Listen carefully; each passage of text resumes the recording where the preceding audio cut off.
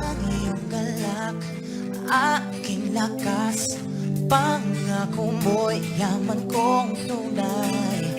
Pag-asa ko'y tanging sa'yo, pag-ibig mo'y higit pa sa buhay.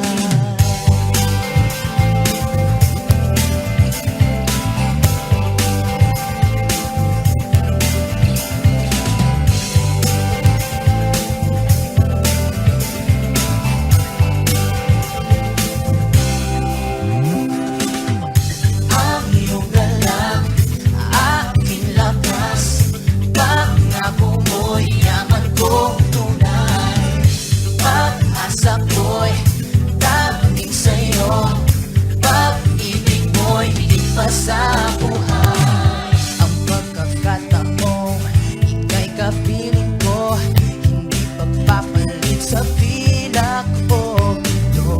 Wala nang papantay, wala nang hihigit sa'yo. Sa aking pagsamba, alay kailan pa man, karapat-dapat at sapat ng dahilan. Wala nang papantay, wala nang hihigit sa'yo. Ang iyong galang, aking lakas, pangako mo'y yaman kong tunay. Pag-asa ko'y tanging sa'yo, pag-ibig mo'y higit pa sa buhay.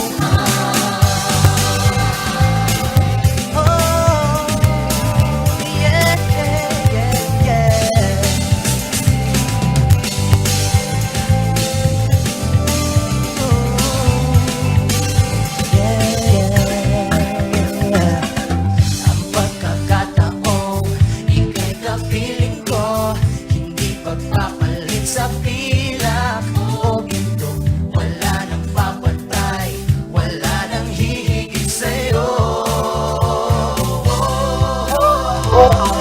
Sa aking pagsamba, alay kailan pa man, karapat-dapat at sapat ng dahilan. Wala nang papantay, wala nang hihigit sa'yo.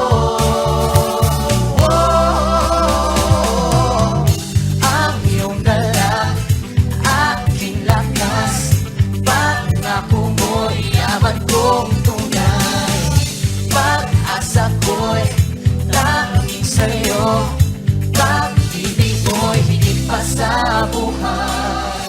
Ang iyong galak, aking lakas, pangako mo'y yaman kong tunay. Pag-asa ko'y tanging sa'yo, pag-ibig mo'y higit pa sa buhay. Ang iyong galang, aking lakas, pangako mo'y yaman kong tunay. Pag-asa ko'y tanging sa'yo, pag-ibig mo'y higit pa sa buhay. Ang iyong galang, aking lakas, pangako mo'y yaman kong tunay. Pag-asa ko'y tanging sa'yo, pag-ibig mo'y higit pa sa buhay.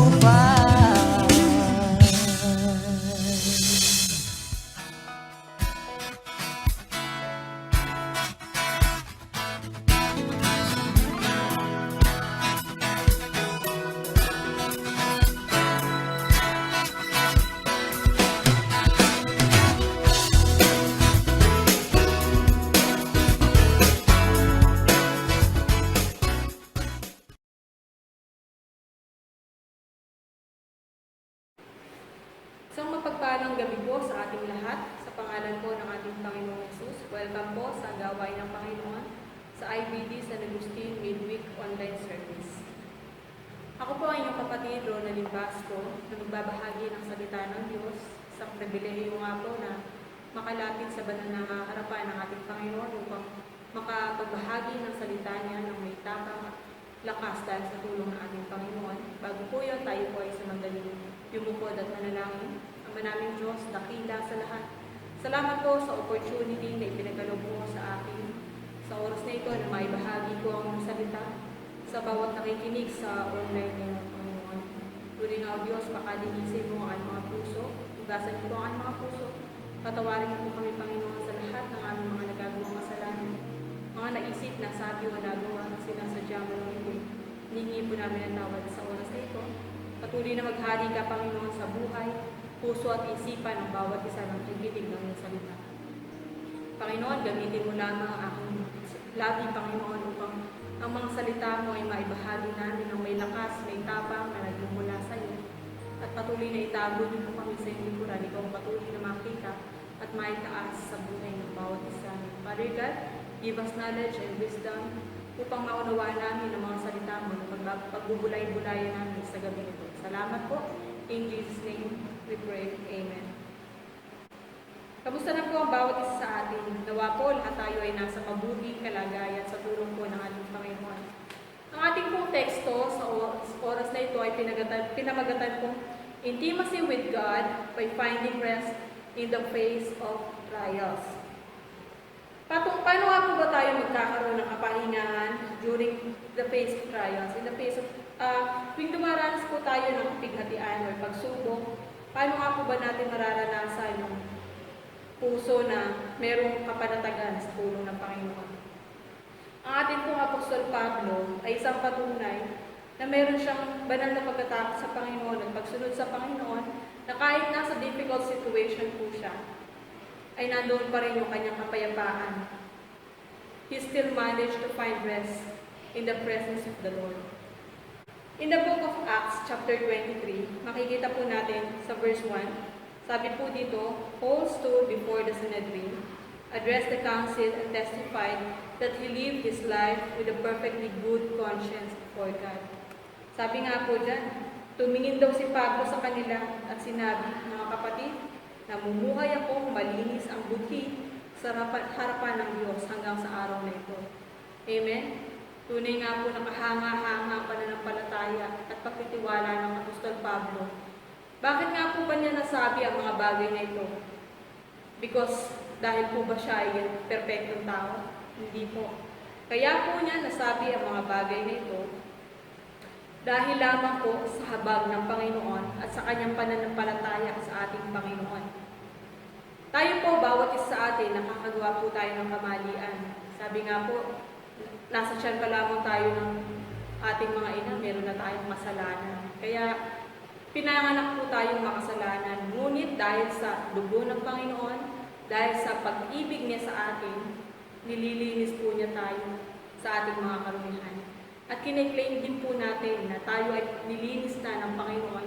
Kaya we can live with a pure conscience, with guilt-free feelings. Dahil alam po natin na ang ating Panginoon na pinaglilingkuran ay Diyos na tapat at hindi sumisira sa kanyang mga pangako.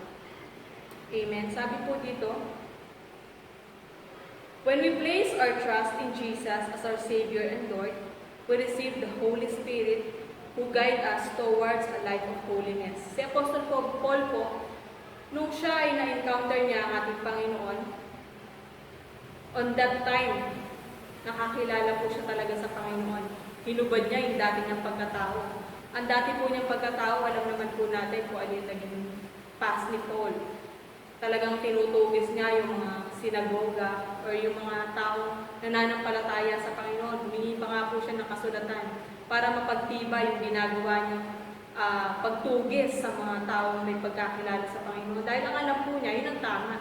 Pero nung nakilala niya ang Panginoon, nung in-encounter siya ng Panginoon sa Damascus, na-realize niya yung kamalian niya sa harap ng Panginoon. Kaya nga po, ano sabi ng Panginoon? Saulo, Saulo, bakit mo ako pinagbubusig? On that time, nakilala niya ang Panginoon at na-realize niya yung kamalian niya sa harapan ng Panginoon. And when he encountered God, hinubad niya po yung dati niyang pagkatao. Kaya nga po naisulat yung 2 Corinthians 5:17. The old has gone, the new has come, when he accepted Jesus. Sa bawat isa rin po sa atin, hindi po tayo makakalapit sa Panginoon kung tayo ay laging nakatingin sa ating past. Kailangan po lagi tayo mag-move forward. Dahil sabi nga po, forget the past, lagi nga po natin tignan who is the author of everything, Jesus Christ. Kasi po kung tayo ay titingin sa sarili nating kamalian, sa mga lakas natin na marurumi, hindi tayo makakapagpatuloy sa Panginoon. Pero dahil sa biyaya, dahil sa pag-ibig, dahil sa pagtubos ng ating Panginoon, tayo ay malayang makalalapit sa Kanya without any guilt feelings. Ang main point number 1 po natin is have a good conscience before God. When we place our trust in Jesus as our Lord and Savior, we receive the Holy Spirit who guides us towards a life of holiness. Nung tinanggap po natin ang ating Panginoong Diyos, Panginoong Jesus, bilang ating sariling tagapagligtas, nandyan na po dumating ang Holy Spirit na mag-guide sa atin. Minsan iniisip natin, ay, kinakausap ako ng konsensya ko. Pero ang totoo po nun, yun po ang ating Holy Spirit. Ang Panginoon Diyos na patuloy na gumagabay sa atin, nagtuturo ng mga tama at mali nating ginagawa, nagpaparealize sa atin. At ito nga po ang naging resulta. Si Apostle Paul, sabi nga po dito, tumingin siya sa mga taong umuusig sa kanya at sinabi niyang namumuhay siya ng malinis ang buti sa harap ng Diyos hanggang sa araw na ito. Amen? Dahil alam po niya sa sarili niya na siya ay pinatawad na ng Panginoon at simula nang tinanggap niya ang Panginoon, wala na siyang ginawa, kundi ang sumunod sa kalooban ng ating Panginoon Jesus. We need to listen intently and obey completely to honor Him through our daily choices. Kailangan po nating makinig sa Panginoon. Kailangan po nating makinig at sumunod sa mga ipinag-uutos ng Diyos. Kasi po, hindi na po tayo ang namumuhay. Sabi nga po, no longer I, but Christ who lives in me. Ang Panginoong Diyos po ang magtuturo sa atin ng mga landas na dapat nating hahakin kapag siya ay tinanggap na natin bilang Panginoon at sariling tagapagligtas. Resting in God is living with a pure conscience, allowing us to walk before God and men without guilt. Amen? Kaya napakabuti po ng Panginoon sa buhay ni Apostle Paul. Kahit nasa difficult situation siya, alam niya sa sarili niya na he had a good conscience before God because not in his own power but in the power and in his faith to God. Amen? Sabi po sa verses 2 to 5, pagkarinig nito ay iniutos ng pinakapunong pari na si Ananias sa mga taong nakatayo sa tabi ni Paul na sampalin ito sa bibig. Sinabi ni Pablo, hakapasin ka ng Diyos, ikaw na mapagkunwari. Nakaluklok ka riyan upang hatulan ako ayon sa kautusan, ngunit labag sa kautusan ang ipasampal mo ako. Amen? Nakita po natin yung katapangan ni Paul that time. Bakit? Because of his love to Jesus. Dahil natural po sa bawat isa sa atin kapag tayo ay sumusunod sa Panginoon or alam natin na wala tayong ibang tinatapakang tao, pagka dumating po sa point na parang sinasaktan tayo ng mga taong hindi naman natin kakilala, nandun pa rin yung pagiging emotional natin kahit mga anak tayo ng Diyos. And yet si Paul, nangyari po ito. Na out of his emotion, nasabi po niya sa taong sumampal sa kanya na, bakit mo ginawa yun? Sabi nga po niya. Sabi niya, hahampasin ka ng Diyos, ikaw na mapagkunwari. Nakaluklok ka, yan upang hatulan ako ayon sa kautusan, ngunit labag sa kautusan, kasampal mo ako. Kasi po, nung mga time po na yun, hanggat hindi ka na nakahatulan, hindi mo dapat galawin o saktan yung taong nakahatulan that time. At nangyari nga po yun, siguro nung narinig po ng punong saserdote, yung pagkakasabi po ni Paul na with confidence na siya ay hindi guilty or wala siyang ginagawang masama sa harapan ng Panginoon, narinig na, parang na-realize niya na napaka ano naman ang tao na to, napaka-ma-pride or napaka-feeling perfect. Kaya nagawa ng punong saserdote kay Apostol Pablo yun. Sabi po dito, a violation of the law since Paul hasn't been proven guilty yet. Kasi po si Apostle Paul, hindi po lingid sa atin, marami rin po siyang alam sa batas. Dahil isa rin po siya abogado, kaya alam po niya yung mesa-resa ng mga batas. Kaya kung sinampal po siya, nag-react po siya bilang may alam sa batas. Dahil alam niya hindi tama yung ginawa sa kanya. Pero po, nabago po yun nung nalaman ni Paul kung sino yung nagpasampal sa kanya. Sabi po dito, sinabi ng mga nakatayo roon, nilalapastangan mo ang pinakapunong pari ng Diyos. Sabi nga po dito, sumagot si Pablo sa verse 5, mga kapatid, hindi ko alam na siya pala ang pinakapunong pari, sapagkat nasusulat, huwag kang magsalita ng masama laban sa pinuno ng iyong bayan. Amen. Kahit po nandoon yung puso ni Pablo na naghihimagsik dahil sa ginawa sa kanya, nung na-realize po niya kung sino yung nagluto sa kanya, he walked with humility before God. Nagpakumbaba po siya ng mabilis. Nabago bigla yung kanyang mindset nung alam niya na, nung nalaman niya na pinakapunong pari pala yung nagpagawa o nagpautos noon para saktan siya. Kaya nga po sabi dito, nang makita ni Pablo na may mga, sa verse 5 pa rin po, hindi ko alam na siya pala ang pinakapunong pari. Na-realize agad ni Paul na hindi rin tama yung naging reaction niya. Kaya si Apostle Paul, even in the time of his nung mga time po na siya ay pinapersecute, kahit siya ay sinabi niya na he had a good conscience before God, nagkaroon pa rin po siya ng kapakumbabaan. Nung na-realize po niya na hindi rin tama yung naging reaction niya sa pinakapunong pari. Dahil alam din niya, pinasusulat sa kautusan na hindi dapat magsalita ng hindi maganda sa pinakapunong pari. Dahil sabi nga po niya, kahit siya raw po ay punong pari rin at kahit yung mga magulang niya, pari din. Kaya sabi po dito, sa verse 6, nang makita ni Pablo na may mga Saduceo at mga Pariseo sa kapulungan, sinabi niya ng malakas, mga kapatid, ako'y Pariseo at anak ng mga Pariseo. At dahil sa pag-asa kong muli,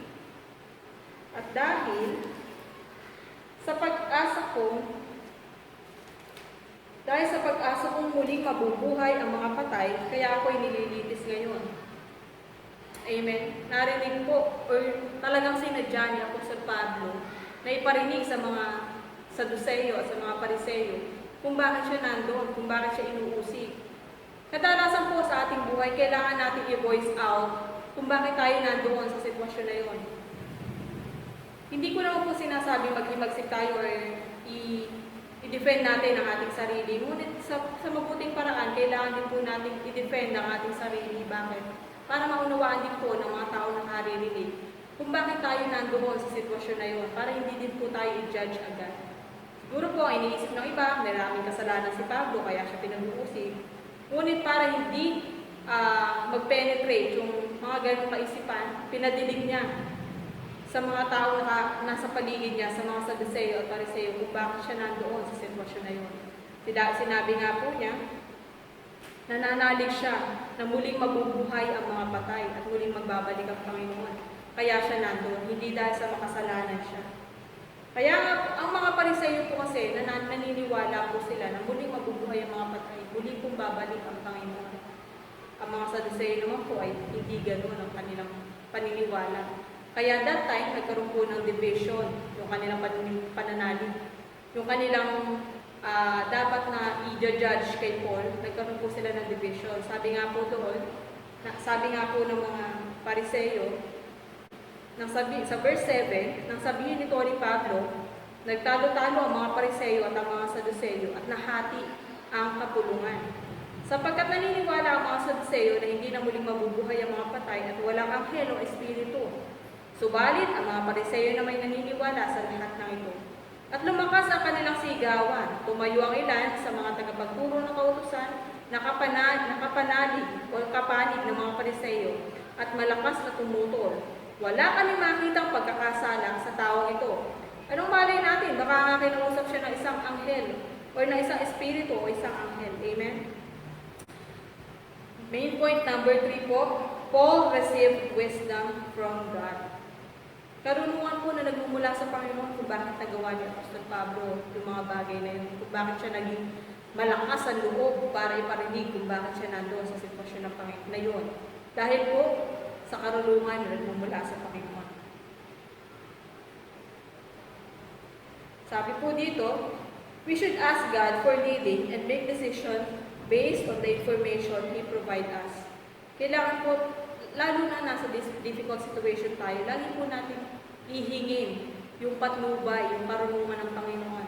Kasi po wala po ibang makakatulong sa atin kundi ang Diyos lamang. Hindi si kumare, hindi si doktor, hindi si polis, ang Panginoon lamang. Kaya po dapat, ang una po natin nilalapitan, ang ating Panginoon, hindi po siya last option, kundi first option po ang ating Panginoon. At pag inuna po natin ang paglapit sa Panginoon, ang paghingi sa Kanya ng karunungan, siya po ang magbibigay sa atin ng wisdom kung paano ang gagawin natin. Amen. Balikan po natin ang ating pong title, Intimacy with God by Finding Rest in the Face of Trials. Ang main point number 1 po, ayon po sa Acts 23 verse 1. Paul have a good conscience before God.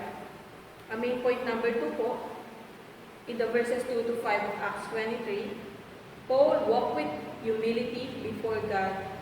And main point number 3 po, in the verses 6 to 10 of Acts 23, he received wisdom from God. Sa main point number 4, take courage in His presence. Ayon po sa Acts chapter 23, verses 11 to 33. Sabi nga po dito, babahagi ko na lamang po sa inyo dahil medyo mahaba po ito.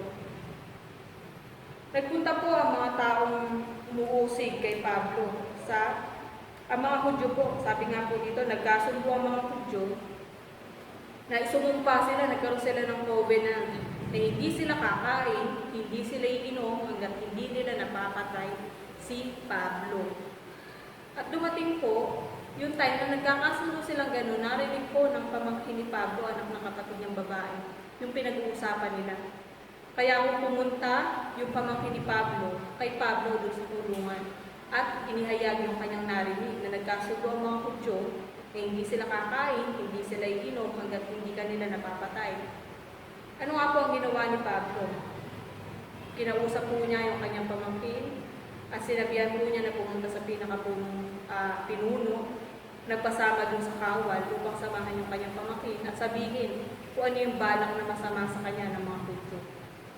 To make the long story short po, nakarating nga po yung pamangkin ni Paul doon sa pinuno at sinabi ko ano yung narinig niya. At nung narinig po o nung nalaman ng pinuno, yung usap-usapan o yung covenant ng mga Hudyo, nilayo po niya si Paul, iningatan po talaga nila si Paul para hindi maano. Kaya po, sabi nga po sa verse 4, ay sa main point number 4, take courage in His presence. Ano nga po ang sabi dito? Ang sabi po ng Panginoon,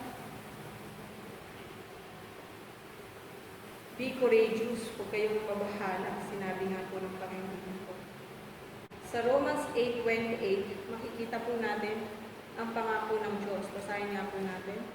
Sa aklat ng Roma, chapter 8, and verse 28.